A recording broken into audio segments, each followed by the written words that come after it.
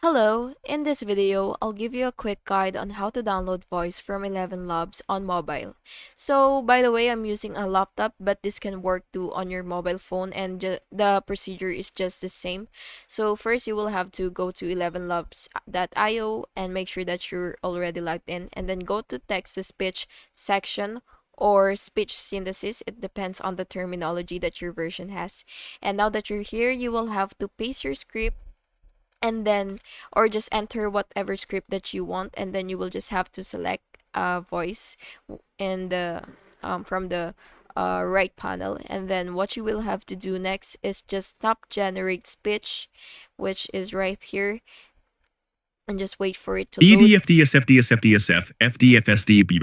And after that, once the audio loads, find the download arrow, which is right here, and then you will just have to click on it. You can tap and hold the icon or tap it once. It depends on your browser.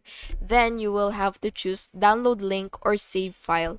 And on Android, this file will go to your downloads folder.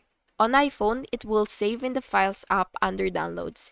And that's basically it. Please make sure to like and subscribe if you found this video helpful. Thank you so much for watching.